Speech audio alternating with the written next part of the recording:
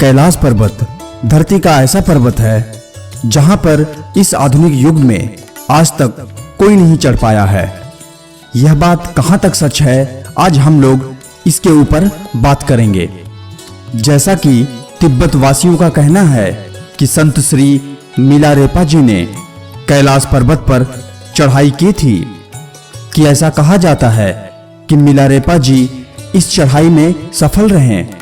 मिलारेपा जी महान संतों की श्रेणी में आते हैं कि मिलारेपा जी ने अपनी साधना को पूर्ण करने के लिए कैलाश पर्वत की यात्रा की थी। मिलारेपा जी एक ऐसी हस्ती हैं जो आज पूरी दुनिया के लिए एक प्रेरणा का प्रतीक बन चुके हैं।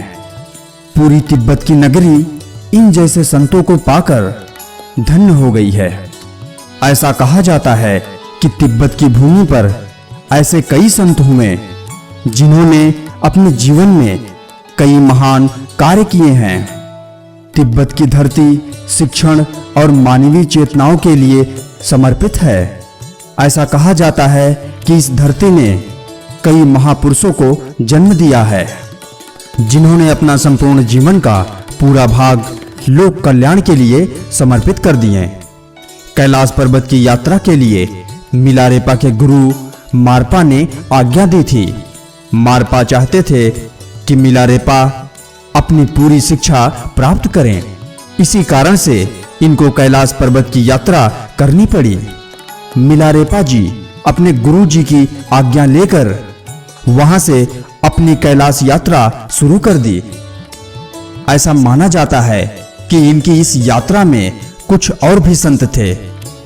मिलारेपा जी कैलाश पर्वत पर पश्चिम की ओर से अपनी चढ़ाई शुरू की थी और इस चढ़ाई में मिलारेपा जी सफल भी रहे।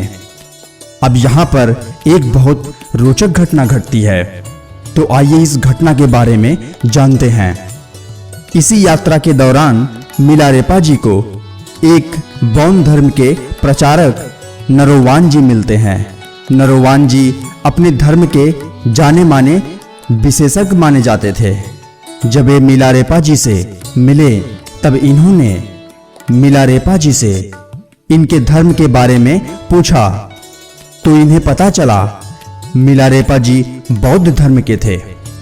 नरोवान जी मिलारेपा जी के सामने एक शर्त रखते हैं कि हम दोनों में से जो इस कैलाश पर्वत के शिखर पर सबसे पहले पहुंच गया, उसी का इस कैलाश पर्वत पर वर्चस्व होगा। इस शर्त को मिलारेपा जी मान लेते हैं। तो इस प्रकार से नरोवान जी अपनी चढ़ाई को शुरू कर देते हैं।